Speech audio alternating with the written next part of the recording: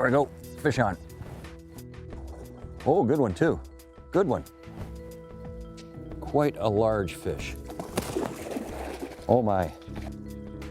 On this episode, giant eastern brook trout on dry flies. I'm Bill Spicer. This is the New Fly Fisher.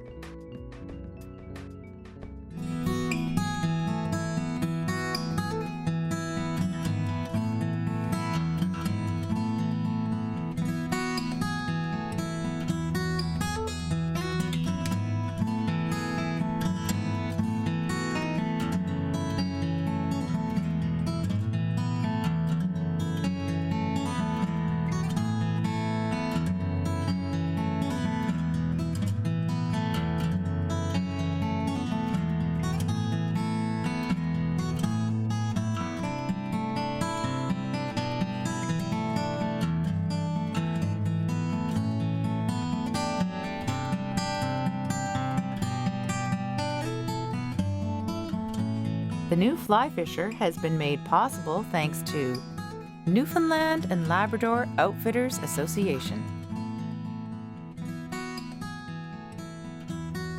Orvis Sporting Traditions, Rio Products, Superfly, fly fishing made easy.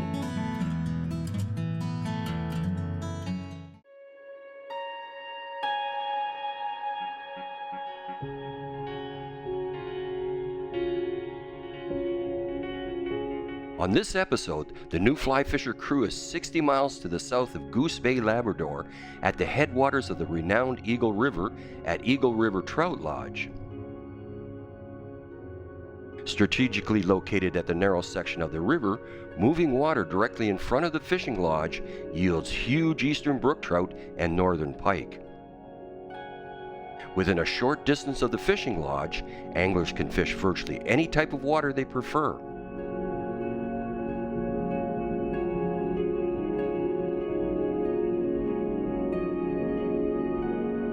Joining me today is Eagle River guide Dave Krant. Soft-spoken and easygoing, Dave has years of guiding experience, and this, I'm sure, will make this trip successful. Eagle River's double A-frame fishing lodge offers all aspects of home comfort for the angler. This Canadian fishing lodge has 6 double occupancy bedrooms, each complete with full bathroom facilities, including showers. Lodge also supplies all the bed linen, towels, face cloths, and soap. Hearty home-cooked meals are prepared by locally trained cooks and served in the main dining room. In the evening, relax around an old-fashioned wood stove, recount the day's exciting fishing action, or plan tomorrow's strategy. Eagle River Trout Lodge tries to ensure the maximum comfort for the guests while still retaining the warm atmosphere.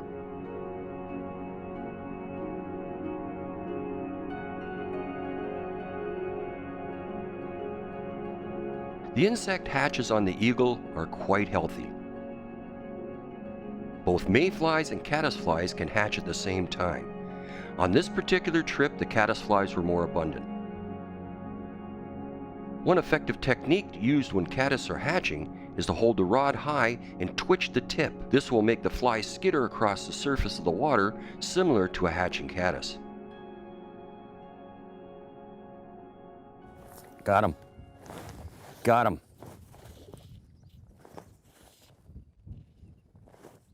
Good fish too. Another one just rose there. We might be in for an hour's worth of fun. Dry fly fishing for giant eastern brook trout. Nothing like it. These are huge. There's brook trout in other areas, but not the same size as these. He's just about ready, Dave. I'll drag him over top. There we go. Thank you, sir. Nice eastern brook trout. And away it goes. Woo! I want to talk about some of the essentials you need when coming to Labrador. First off, even if it's July, you're going to run into cool weather. It could be hot, but it's likely going to be cool. So bring layering clothes. Like myself, I have this vest on that's insulated. I have a shirt and I have a t-shirt. Plus, I wear a rain jacket. It not only protects me from the rain, but it also keeps me warm. And if you start getting hot, you can peel layers off. But if you're cold and you don't have any extra clothes, you can't put anything on. So always prepare for being cold. Again, also a good set of waders. And I advise you bring a spare set in case you puncture them. If you puncture them, you don't get to have your waders, and it's going to severely limit how you fish. Your boots, make sure they're felt soled. The felt grabs onto the rocks here, and the rocks are really craggy and hard to hold on to. The felt is the best, along with a good wading staff. You must have a good wading staff. That's your third leg. Safety first at all times here. The water is quite cold. And lastly, you must wear a life preserver anytime you're in the boat. And the ones that the camp has are large and bulky. So I bring my own, and it's just wraps around your neck. It's inflatable, but it's really comfortable, and it stays out of the way when you're trying to fish. So that's what you need for Labrador in a nutshell.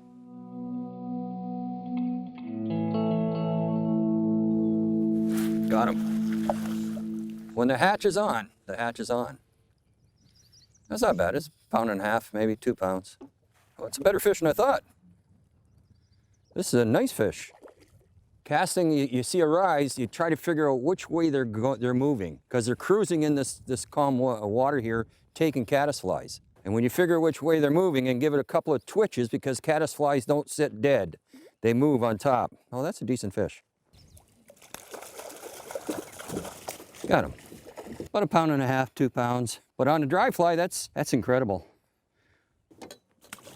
Away he goes.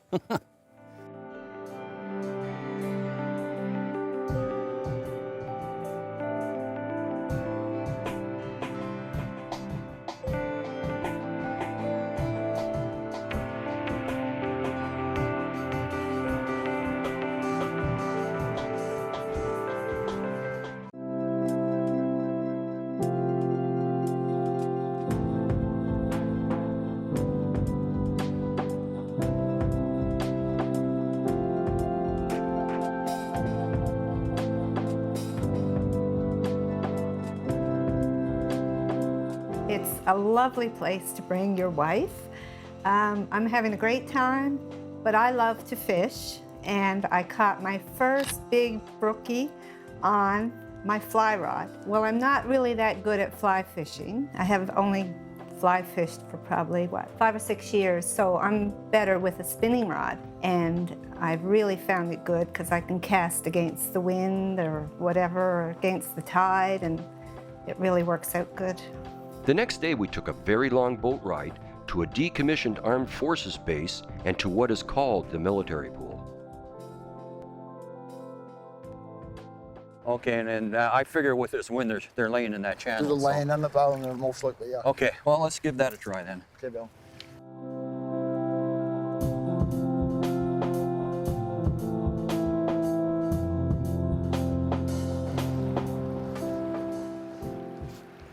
There we go. Fish on.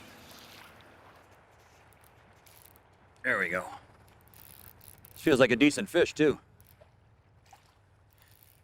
Oh yeah, good fish. Woolly bugger fishing for brook trout. We were hoping for dry flies today, but the wind has just picked up and it's just not going to happen. Maybe tonight when the wind calms down, but right now the wind's up, and so we have to go with woolly buggers. So you got to be versatile and willing to try something different. Now, I had a full sink line, and it's a little too shallow for that right now. So I went with a floating line and just a weighted woolly bugger, and that was, whoa, that was a good one, yeah. There we go. And I got a really nice fish.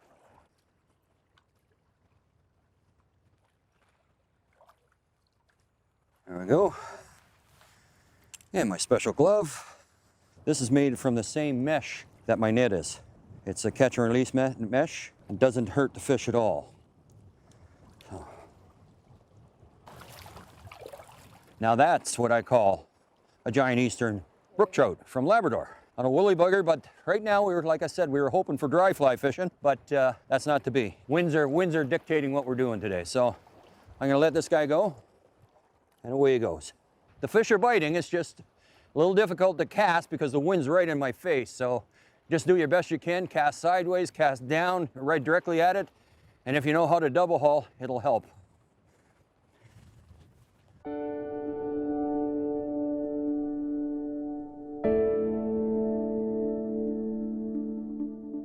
Since the early days of Canadian fishing trips, especially the fly-in fishing trip, the shore lunch has been a big part of the whole experience. A vast majority of anglers have never experienced such a thing. Catching some fish, and then pulling into shore to cook them over an open fire. There are few things more Canadian than the shore lunch.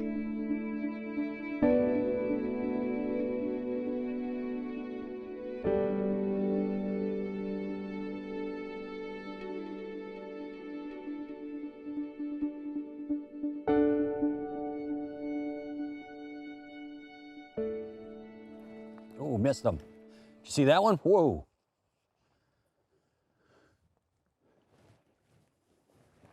Got him. That was a big fish too. Oh yeah. Oh yeah. Bending the rod for sure.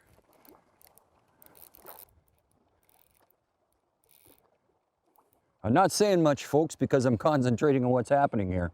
But I don't care, I got a big fish on. Oh yeah. Good fish. Good fish. Oh my. Oh my, look at that. Look at that. There's what you got when you come to Labrador, and it's on dry flies, caddis flies. I'm gonna let this guy go, and away he goes.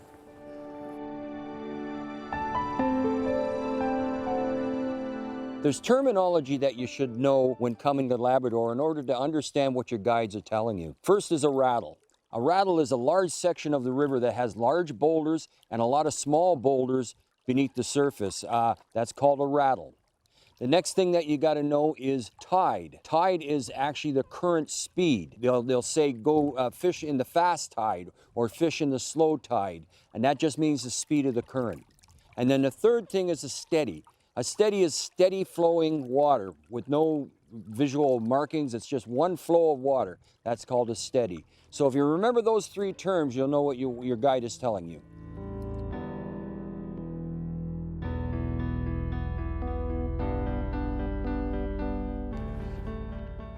One grabbed it when I wasn't looking.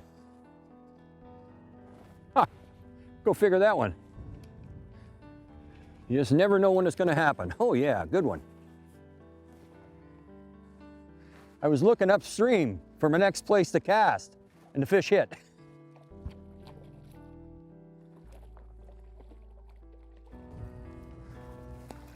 There we go. Caddis out. There you go. That's a very nice trout. I didn't expect it. I was getting a little frustrated with the wind and looking for a new place to cast, and he come up and ate it. Very nice. And away you go.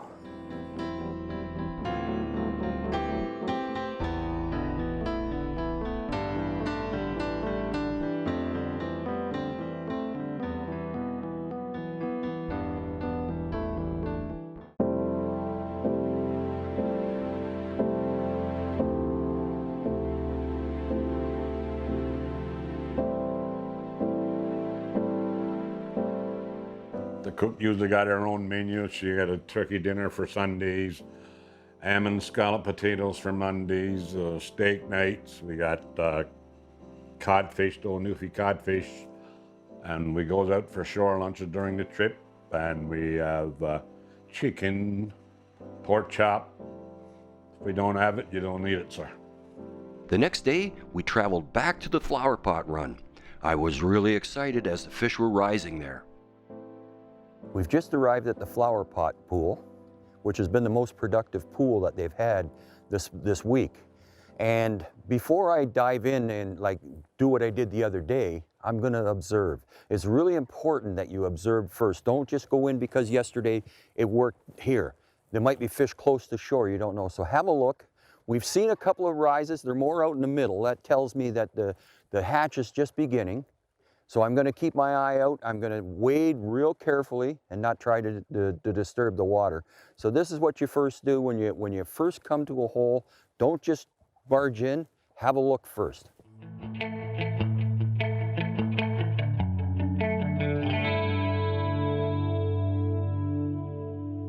Okay, Bill, down beyond that tree there's one coming up there every now and then. So he's most likely lying around that tree. Okay, So good chance you could catch that one. okay, thank you. Oh, I see him. I seen him. Right in there. Yep. Come on up. Got him. There you go, Bill. Got him. That's a good one. When they start showing themselves, it's excellent. Yes, sir. Now that was right tight under the alders there, so you got to keep an eye there. That's where most of the caddisflies are going to be when they're mating and coming out to lay their eggs. Excellent. I don't know how big it is, but it's took a nice little. Oh, it's a good fish. It's a good fish. Now I've picked a bigger fly. It's actually a sofa pillow, which is a stonefly imitation, but we got such big caddisflies here. I wanted something big for the water, and it worked. Yeah, it's decent fish. Just let it tire itself out. It will. Come here, you.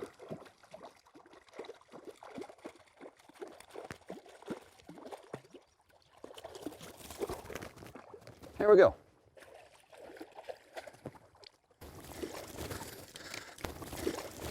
There you go. Nice, nice brook trout. Really colorful, this one. Look at the spots on it. Let him go. Dry fly fishing for a giant eastern brook trout. It's the best. It really is.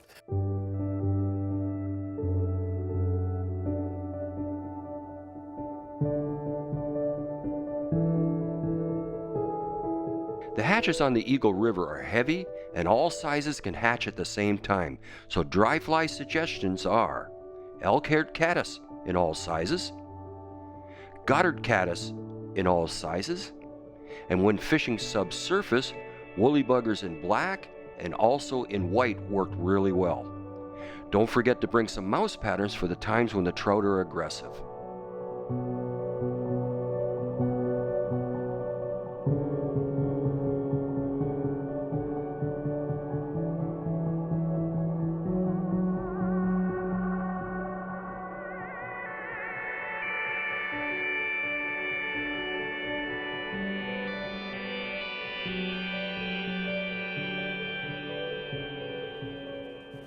Got him. That a boy, Bill. It's the reason most of us started fly fishing to begin with, is for the dry fly. And when you get them big fish like this on dry flies, it's outstanding. Wowee. Angry fish right now. Another good sized brook trout. Got him. Wow. Wowee. And he wanted that bad because he took it right down into his roof of his mouth. Beautiful. That's a nice brook trout. He's had a run-in with I think an eagle. If you look down by my hand here, he's got a talon mark in him. Nice fish there. Wowee. Away he goes.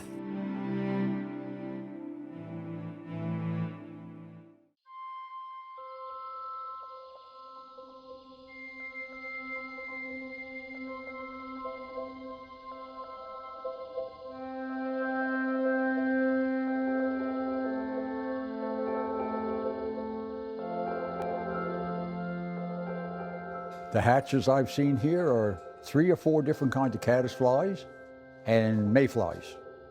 That's about all I've seen here so far. The sizes, the caddis would be roughly 1 inch long. There's some that are a 1/2 inch long, and I've seen ones that were probably 1/4 inch long.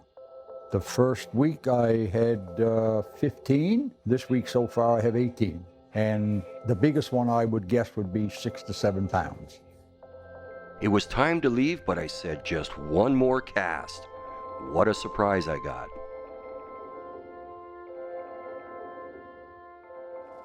Yeah, it's my last day here.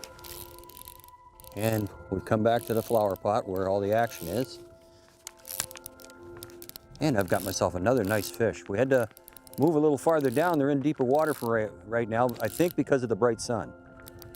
And I had a rise and cast to him and he took it. And this is a bigger fish. She's running out a little bit of line on me. Now that's a brook trout. That is a brook trout, and he ate it completely. Look at that. Size 12 Goddard caddis. And he ate it. He wanted it bad.